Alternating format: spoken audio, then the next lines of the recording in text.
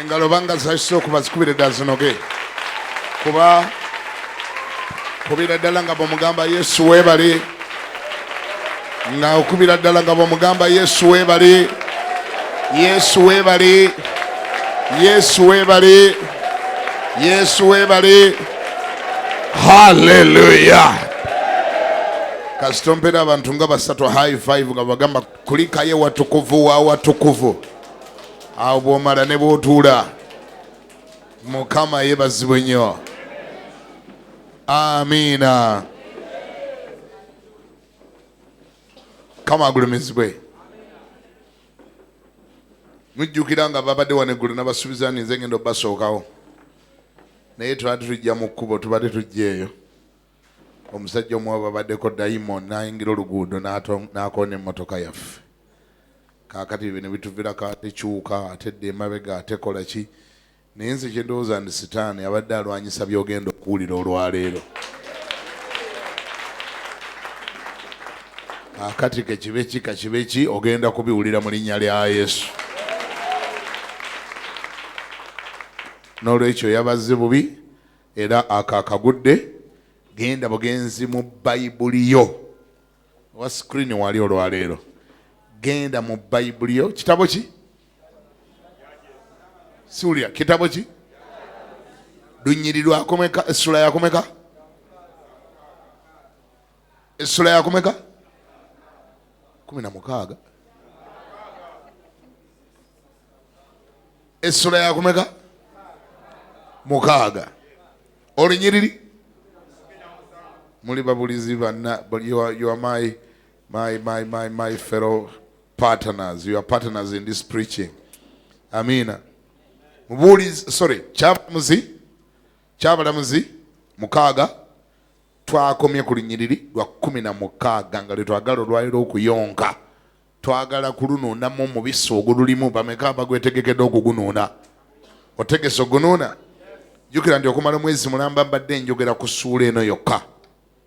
Era nga bye mbadde njogera nabikolamu ensonga 10 era nga nazituuma nti ennyingo 2 ziyite steps, the 10 steps into your restoration season. Katonda akulinako pulaani ey'okuyingiza mu season ey'okuzibwawo. Okumala ebbanga ddene tobadde mu kifo kyo, tobadde woobadde oteekwa kubeera, obadde teweetegeera bulungi. Olunaku lw'eggulo nabadde ngamba abantu ekiro mu tekinnaggwa. Tulina okusaba kwe tuyita tekinnaggwa. Kutandika buli lunaku essaawa emu ey'akawungeezi ne kuggwa ku 9 buli lunaku ekiro ku Christianity Focus Center oyanirizibwa tukwaniriza ku CFC Christianity Focus Center. Naye ekiro nabadde ngamba abantu nti buli lw'oteetegeera nga teweetegeera kwegamba kikuleetera okubeera wotateekwa kubeera, kikuleetera okulya byotateekwa kulya, kikuleetera okubeera ne botateekwa kubeera nabo, kikuleetera okukaaba ne botateekwa kukaaba nabo kasita teweetegeera. Abaganda baga nti ejjanzi teribuuka na nzige. Ekyo tebakyogera mu ngeri ya kujerega nzige, mu ngeri ya kujerega jjanzi. Naye ndoze ejjanzi lyo lirina ekintu kimu lyetegeera liga nti anze ate ndi jjanzi siri nzige. Mmwe nzige oba mugenda mukole mutya? Mugende, nze siri wa famire yammwe. N'omulokole bw'ate bw'ateetegeera akaaba n'abakaaba. Olwaliro wetwogerera eggwanga lyonna liri mu kukaaba economy embi.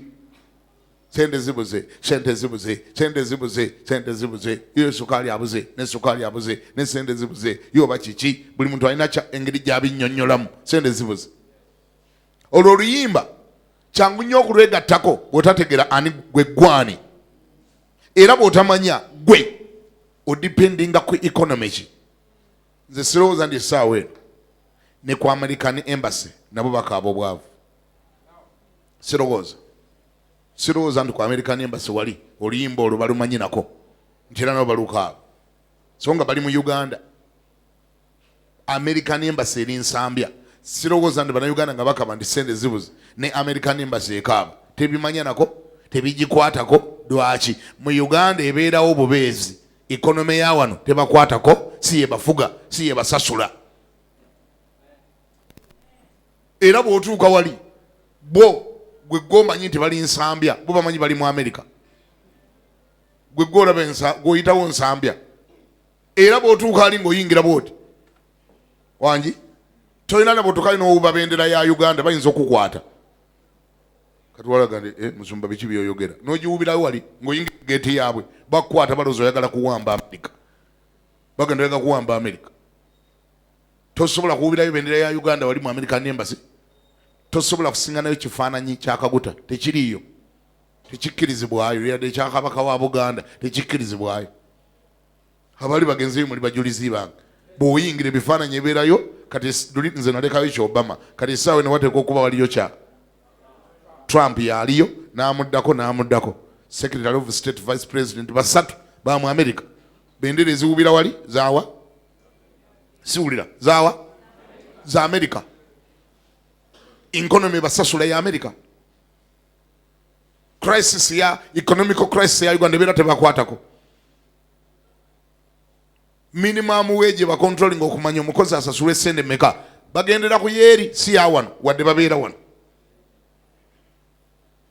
Empapula zonna zibakosa ziveeri, mmere gye bali aveeri, misaala giveeri, instructions zibakolera zeeri naye nga babeera wa nsambya wane wammwe. Oyinza n'okuba olinwanaganya nabyo nga gw'osula mu kamwanyi naye bibafuga byawa byeri. Eno babeerayo bubeezi. Eyo konsepti Yesu yaleka agirekedde ekkanisa bwe yagamba nti mbalese mu nsi naye temuli baawano, temuli bansi. Wano mbaleseewo bulesi naye temuli baawano, mbalese mu nsi naye temuli bansi. Kati ekikaabya oli waawano nnyo, bintu bya wano bikwatako nnyo, endwadde za wano zikwata, mitawaana gya wano gikwata, njogera za wano zikwata, ndowooza za wano zikwata, mbu kubanga oli wano. So singa weeyisa nga bo bwe beeyisa, bakirekera gwe tewakitegeera gwe ekkanisa, kati ate bali bakitegeera nnyo. Gwe bawulira weeri ekintu kyokka ekiyinza okubeera awo ng'emberebeze enejja awo. Owaawo ambasada waawo kujeemera Trump bwamujemera tasula, alaba imero ng'aga nkugjeeyo mpeerezaayo omulala, tikka ebintu byoveeyo. Oli gwawuliriza ali eri, gwagondera, yamusasula omusaala, yaditamini nga meka z'anaafuna. Gwali okitegeddeko ndi Bayibuli egamba mu kitabo kya Bakolinso ekyokubiri essula 5 linyiri luteeka okubanga lwa 20. Wali okitegeddeko ndi Bayibuli nga naffe tuli ba ambasada. Ye wali olusomyeko? Yo nga Bayibuli yo gyerina tewagyokya. Kama ebazibu. Bayibuli egamba we are ambassadors of Christ. Wano tuli wano ku nsi tuli ba ambasada. Singa otandika okweyisa nga bambasada bwe beeyisa, bambasada bibakwatako tebiba byawe babeera. Ebibafuga ebiba controllinga bye bali concerned to si byawe babeera, byeri gye baava eggwanga lye bakiikirira. Okuba ngalo osiisiriza ngalo.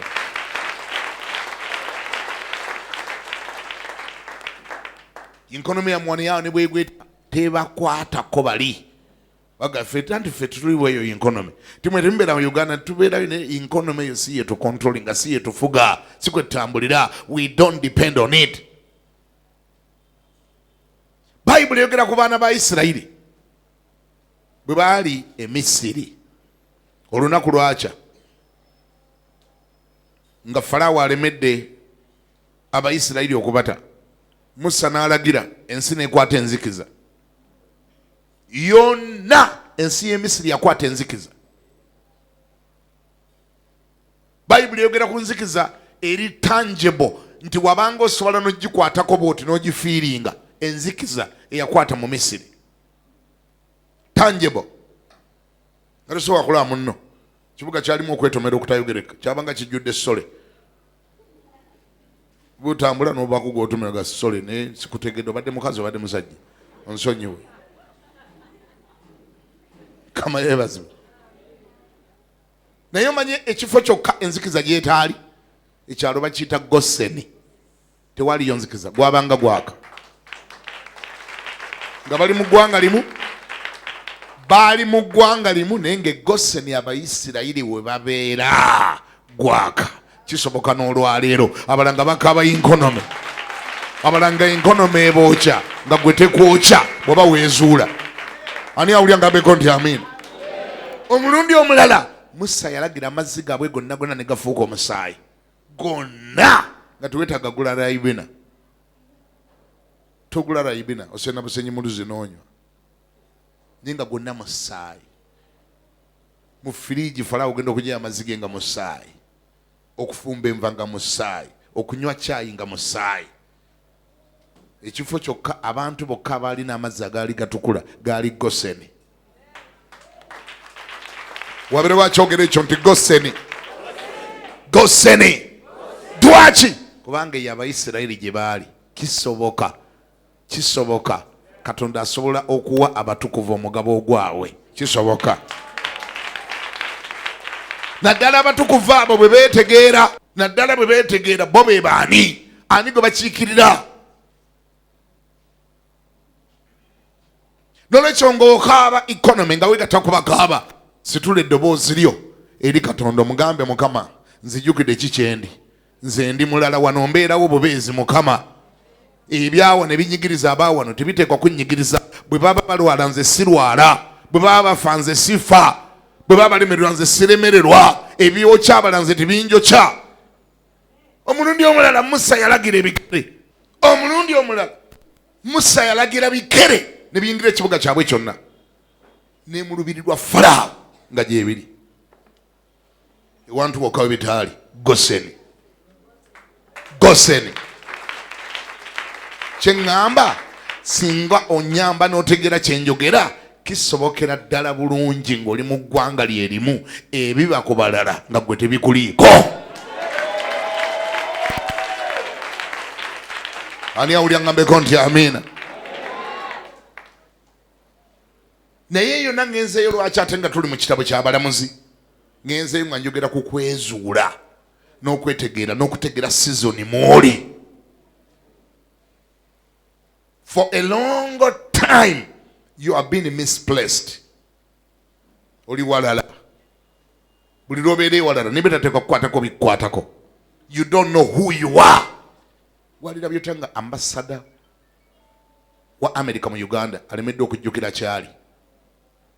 Omanye ebibaawo? Omusiŋŋana mu kisenyi ng'atudde ku malwa nga yasigazizza linnya lya bwambasada naye ng'amanyi afaanagana n'abo abali awo.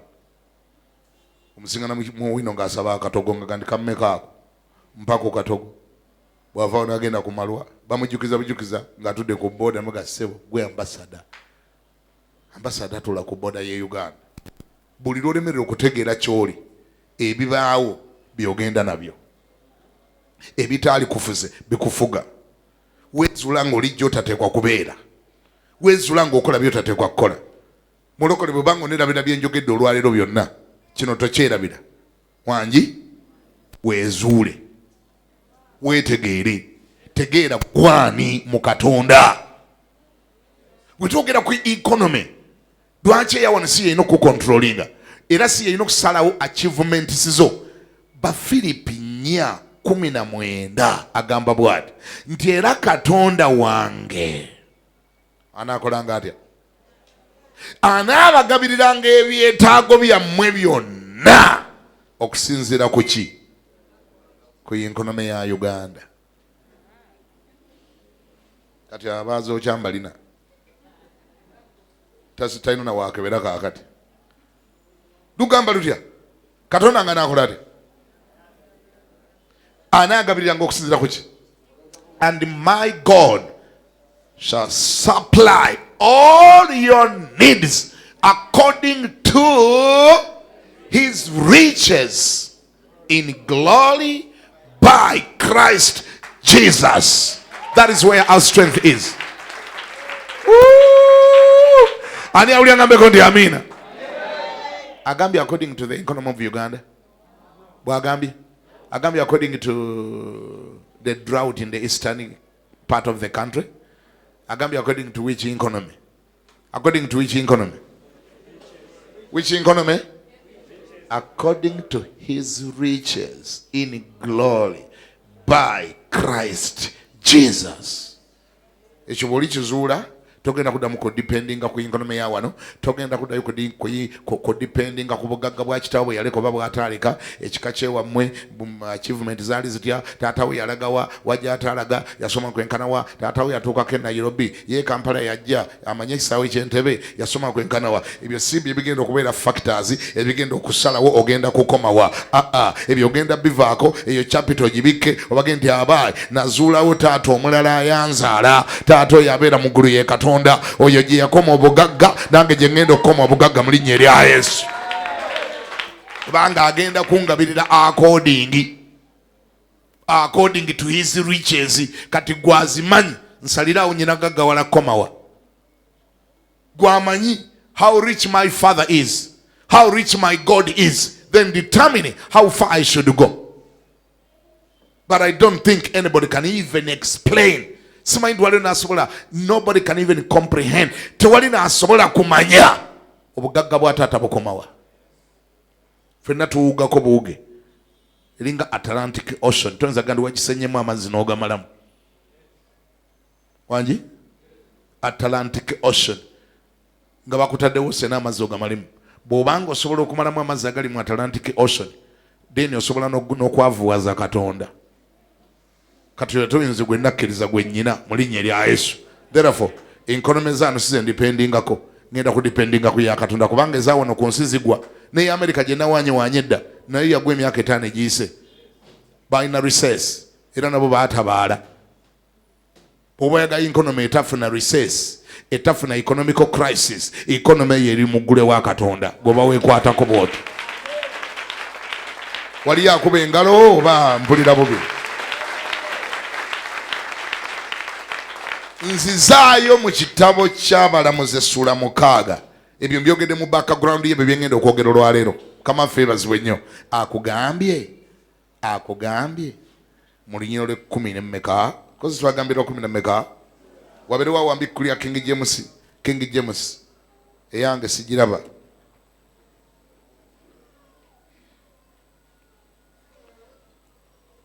Olabye ole 16 ky'Abalamuzi 16 lwentandikire naye nga ntagetinga la 17.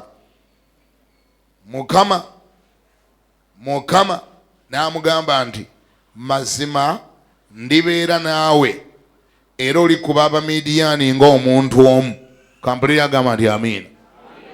Awo twakavalinzeyo gula amanye ebyo twayogeredde awo mwolwo olunyiriri genda ogule waakiri tape. Bwe zibanga ddala tape zikyaliyo. Nendoza waliyo CD ku mulembe guno. Naye nga Katonda agambye number 1 agenda kubeera naawe. Agenda kuba naawe. Teeka omukono guli mugende nkwebaza Mukama agenda kuba nange. Number 1 agenda kuba naawe. Number 2 ogenda obusobozi bw'agenda okukuwa mulokole gwe. Ogenda kuba Abamidiyaani ng'omuntu omu.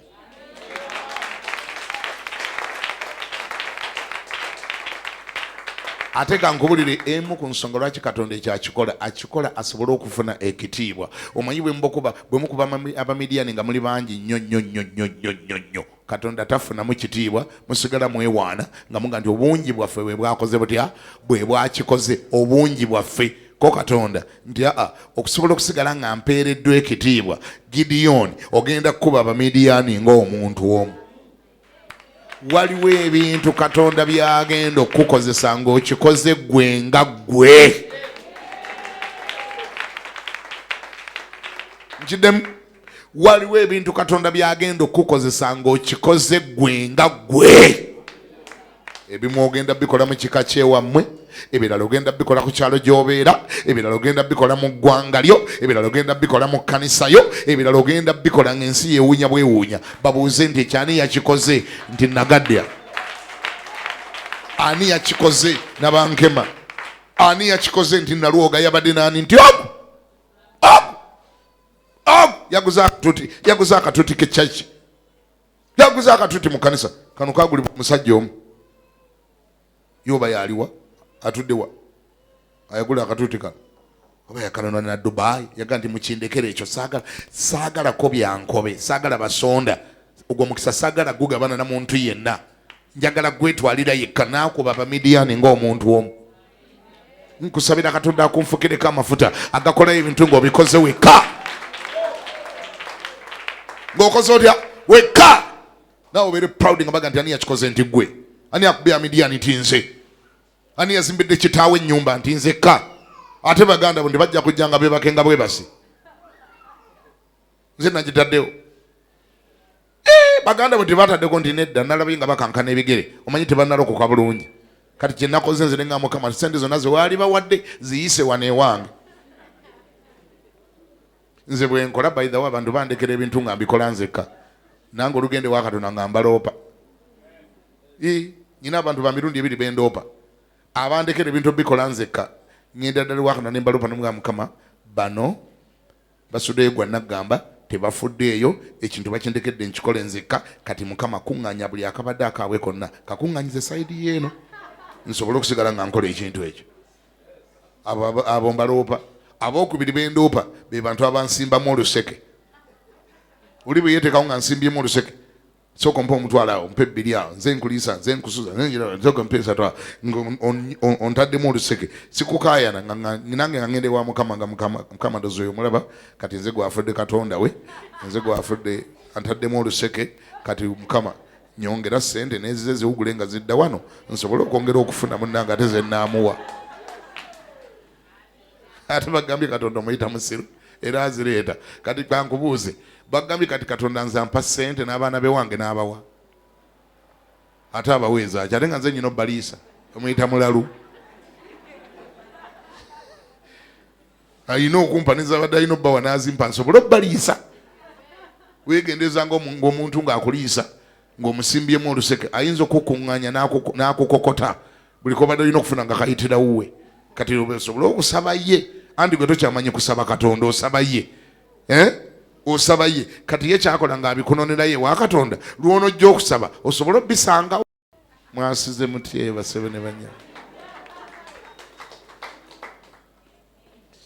anyway yona ngenze bugenze nembali ku nsonga ega nti Katonda asobola okuwa obusobozi n'okuba abamidiyani ng'obakubanga omuntu omu era sizoni eyo bwetuuka nga teweeganyanga olokole mweganya nnyo olokole beeganya bakola ekinazimba omutima neyeeganya nakyogerako ekibuga kyonna nze nkola bwendi omanyi nze njira bwendi omanyi bakindekera omanyi nze nkiriko omanyi nze najjirwa bonna bantaddeko oluseke abamu basanga eyo yemba ngenze ebulaayi eyo mbasanga bannayuganda bamanyira okukaaba obasinga ne Boston obasinga ne London abantu beeka nsabiraako abantu beeka bonna bantaddemu oluseke bonna buli muntu akubira nze essimu bonna gampaye sente kyokka singa bamanyi obuzibu bwe tuyitamu okufuna sente wano nabo singa bajjawo okko ne bakiraba kyokka tuli mu muzira naye buli muntu akukubira gampeerezaayo $10 mpeerezaayo $10 musumba nsabiraako ngenda ne mbabuuza kati nkusabire ki nkusabire ntya wandiyagadde nsabe ntya balekerawo okusaba bw'oba toyagala bakusabe kankuwa amagezi engeri gye bagenda okulekerawo okusaba kwata ensawo y'otikkemu ebintu byo byonna oddeyo e Masaka obeere ku kyalo kwe babeera nabo obeere nabo wali ku kyalo tebagenda kuddayo kusaba tojja balaba nga bakusaba naye kewajja eno bo bamanyi oyina ki sente kyekyakuleeta wajja kukola sente kyekyakuleeta kati weemulugunyaki weebaze n'okwebaza Mukama okuba nti gwe gwe basaba webasabira gwe bakimanyi gwozirina kati gwe gamba Mukama azikuwe osobole zibawanga ani awulya ngambeko nti amina kati oli eno Kampala twogera amazima ne bwoba osula matugga manyi Kampala naye mugazi omuntu ava ekkookye waabwe naga ngenze Kampala ate n'ayitamu n'asula ematugga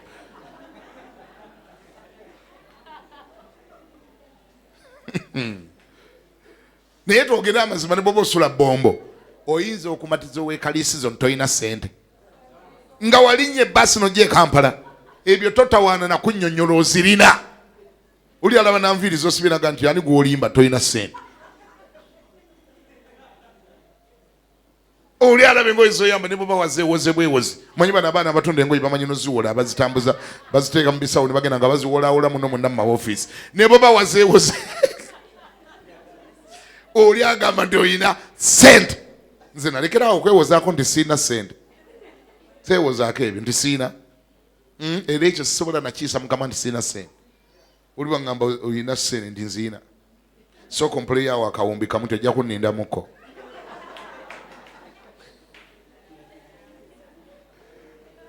Nkubiraako ewiiki ejja tulabe. Kati ate awo bayantutteko ki? Kati nzirawo n'ennyonyola ntuuke n'okwogera negatively. Tisina sente, nyina ebizibu, nyina emitawaana, manya TV sinsasule, radio tebanakisasula. Tonjogeza ebyo byonna nga gwe ate gw'oyagala okwewola. Lwaki onjogeza ebingi ennyo? Kama yeebazibwe. Oyina sente ndi nzirina. Wangi? Gwe okimanyi kyekitegeeza? Ndi kubulira olala ombuuza nga kyekitegeeza. Genda kule 17 budde bunzigwako. Olulabo le 17. Lwogedde lutya? Wabiri alunsomera mu Luzungu awo mpulire. Then he said to him. Kati ani ayogera? Wabiri wateeba. Ani ayogera? Finally, Gideon akkiriza message yamuleeteddwa. Finally, Gideon awangudde trauma ebadde mutawaanya. Gideon awangudde byabadde reasoning ebyekisiru ekika kyaffe tuli banaku ffe baavu. Gideon finally akkiriza nti Katonda yayogera naye. Gideon ategedde nti eno message ye emusimba mu mulembe. Gideon ategedde nti Katonda ali mu kumuzzaawo restoration. Amuzzaawo atekedde okubeera. Gideon bwe yamala okubikkulirwa ekyo gamba nti mbuulira. Kati kino kye nazo okugamba olwaleero. Then he said to him, if now I have found a favor in your sight, then show me a sign that it is you. Talk with me. Ebigambo ebiri awo tewali kitono, tewali kyamaanyi, tewali kitali kyamaanyi. Bwembanga Gideon naga nti obanga ndabye ekisa mu maaso go, kuba kati ntegedde yeggwe, obanga ndabye ekisa mu maaso go, ndagaayo akabonero.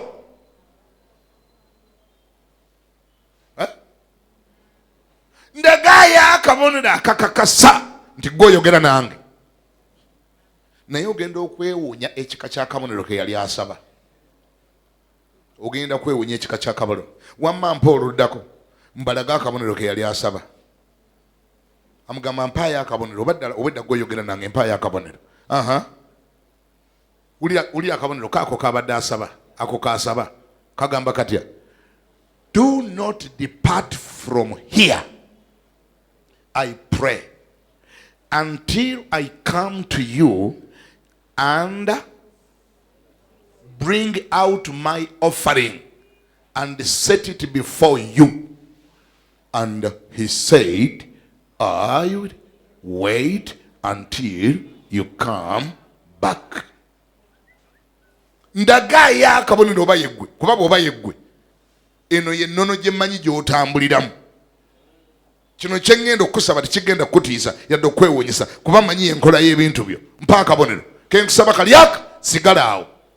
Sigala awo, tovaawo bw'oba yeggwe. Nange naayingira mu nnyumba ne nzigyayo ekiweebwayo nkikuleetere. Ke kabonero Gideon kaasaba. Gamba ne mbakune nti okawulidde akabonero ako? Buuza omulala oyo muveeko kati ataddemu emitaafu mu kyenyi. Buuza omulala. Mugendi akabonero ako okawulidde? Akabonero kawulidde? Gideon oli okubikkulya Gideon kwalina. Gideon agamba nti oba yeggwe nga gwo ngambye ebigambo bino ngenda kukuba Abamidiyaani ng'omuntu omu. Ngenda kisigira ensigo. Ngenda kiteekamu ensigo. Bassebo ne bannyabo, mpuliriza kye ngenda okusoma kye nawandiika bwe nali nga nkola notisi z'obubaka bwange buno. This is a very, very powerful statement. Giwulirize. Yagivuna ne mu Luganda tofaayo. Eri mmwe abaagenda okusoma ne mutuuke Makerere ne muyitawo ne mukoma e Bwayisi nga nze yagikuvunulya tofaayo. If you are tired of fruitless prophecies.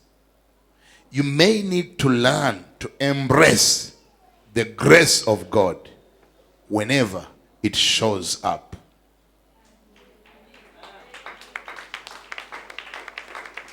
Olaba n'engeri gy'okuba mu engalo. Bw'oba okooye, mpulira, bw'oba okooye obunnabbi obw'amaanyi kyokka obutavaamu bibala, bakuwadde obunnabbi bungi, bakuwadde wadde obunnabbi bungi obutavaamu bibala. Owulidde enjiri nnyingi, buli lwojja n'owulira ababulizi bangi babuulidde ebigambo, n'owulira ekigambo nga kyamaanyi nga kyalibadde kikkolera. Ngenda kuwa amagezi ate ngenda kusooka kukulaga lwaki ebigambo bingi eby'amaanyi by'owulira obiwulira kyokka era ne bisigala nga tebikkoledde naye nga n'obiwandiika wabiwandiise ne bitakkolera. Ngenda kukulaga bw'oba okooye obunnabbi obw'amaanyi bw'obadde owulira naye era ne butavaamu bibala, waliwo kyogenda okuyiga olwaleero. Ekisooka, learn to embrace the word of God. Weeyigiriza okunywegera ekigambo kya Katonda nga kizze gy'oli. Ekigambo kya Katonda ky'owulidde n'otakinywegera tekisobola kukukolera, kiyitawo buyisi, obeera okiwulidde buwulizi, oba kyembadde ngenda okwogera kinene kankireke, kanfune engeri endala gye nkyogera. Mukama waffe yeebazibwe. Siwulire, Mukama yeebazibwe. Bakyembuleesinga batya? Your prayers and the fasting will always bring down the glory and the grace of God. The prayers and fasting will always bring the glory and the grace of God. But it is your sacrificial giving, stroke, your seed that will save it or sustain it on your life. Okusabako n'okusiibako bulijjo binaaleetanga ekisa kya Katonda ku bulamu bwo, naye kugabako kwe kunaanywezanga ekisa ekyo ku bulamu bwo. Ensigo yo yeneenywezanga ekisa ekyo ku bulamu bwo. Bano abantu be mulaba bulijjo n'olaba ng'omubulizi agenda wakati mu kubuulira, ali wakati mu kubuulira, n'asituka ng'alina kyawulidde, n'akwata omutwalo gwe n'omulaba ng'aguleeta ng'aguwummuza wano. Temulowoozanga nti babeera beekoza, ekyo kye baabikkulirwa. Taba mu kwekoza, ye buli kyawulira ng'akiwulira nga ekyo kyange, ng'asikayo ensigo ye ngaga nti obanga mpunye ekisa tovaawo kandeeta ensigo yange. Kankubulire, ngenda kudda mu bye njogedde wano. Okusabako kulungi nnyo era kuli very important. Okusiibako kulungi nnyo era kuli very important. Era kino kye kunaakolanga, kunaaleetanga ekitiibwa kya Mukama n'ekisa kya Katonda ku bulamu bwo. Naye bw'oba oyagala kisigalewo, you likely wandyetaaga okukola ku kisusse. Amiina. Wandyetaaga okukola ekisusse okuba obukubi eme. Ekisaba kiseevinga. Bameka bali bakoseza ku kompyuta wano? Ye maama kati buli alina essimu yafuuka kompyuta. Mulina kompyuta? Walina kompyuta? Wali okozesa kompyuta? Mu kompyuta osobola okuwandiika ebintu bulungi nnyo n'obiwandiika bulungi. Naye bw'omala obiwandiika bw'otanyiga kagambo save, ojja binoonyaamu enkya nga tebiriimu, kyokka ng'ate wabiraba nako. If you don't know how to save by'otadde mu kompyuta nga tosobola, era yo kompyuta ngezi nnyo emanyi n'okubuuza, ebuuza ng'ogenda ogiggalawo, should I save? Kati bafala bagamba nti no. N'essimu ndoza zibibuuza ennaku zino. Should I save this file? Oluusi ekosa akagambo okay, cancel. Okay, cancel. Kati atamanyi kyakunyiga agamba cancel. Byonna byalabyemu n'abinoonyamu nga tajjamu birabamu. buli kyoyagala okuddamu okulaba mu kompyuta bw'omala okiwandiikamu ate oteekwa okutwalayo akadde n'okiseevinga. Ekisa kya Katonda nakyo kyakula bwe kityo. Bwe kijja ku bulamu bwo bw'oba oyagala okinywezaako weeyigirize okunyiganga seevu. Ani awulidde wano ali wano? Weeyigirize okunyiga ki? Seevu. Nyiga ka seevu. Ogende Mukama kize nkirabye nkikwebaliza naye ate njagala kisigalirewo ddala. Kati wano Gideon kyeyali akola yali ali mu kuseevinga. Ngagamba saagala kisa kijja ne kijja lunaku lumu, saagala kijja wiiki emu, saagala kijja nnaku bbiri, njagala ekisa ekisigalawo. Okooye obujulizi olwaleero ate enkya nga tobulina. Okooye ekisa ekijja olwaleero ate omwezi ogujja nga tewali. Okooye okuba nti olwaleero birungi ate nga bibi enkya. Bw'oba okikooye ekyo buli Katonda lwakuviirangayo nyiganga seevu. Nyiganga okay. Weeyigize okuseevinga ng'ekisa kya Katonda ku bulamu bwo. Teeka gula omukono. Ye lwaki toyimirira ddala? Gamba nti ayi Mukama nkwebazizza nnyo olw'okubikkulira kuno kwenfunye.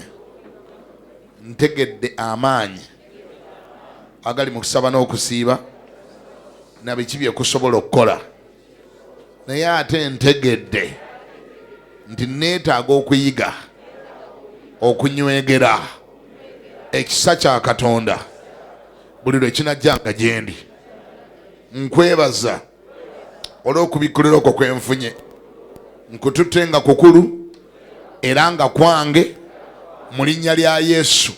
Setaani ku luno bukkeeredde kuba nnyina kyenzudde ate era nnyina kyembikkuliddwa mu linnya lya Yesu.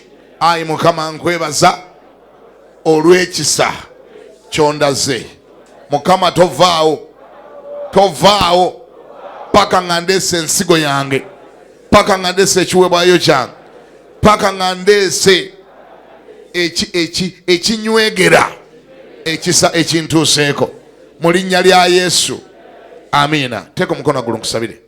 Katonda ayinza bwe nanjaga okwebaza oli kigambo ekibuuliddwa. Bano baana bo ayi Mukama, bano bantu bo ayi Mukama, obayigiriza era oyagadde otubikkulire ebyama ebyo bwakabaka bwa Katonda. Mukama, abaana bo bangi bakoye okustruglinga mu bulamu buno. Twagala okuyiga ebyama ebituyamba okubeera abawanguzi mu bulamu buno ate era n'embulamu obugenda okujja. Nangiri ekisa ekinjawulo Mukama, sikkoma n'okka naye bikkulira abantu bwe bateeka okumanya ne bye bateeka okukola mu linnya lya Yesu Kristo Mukama ffe era omulokozi. Amen.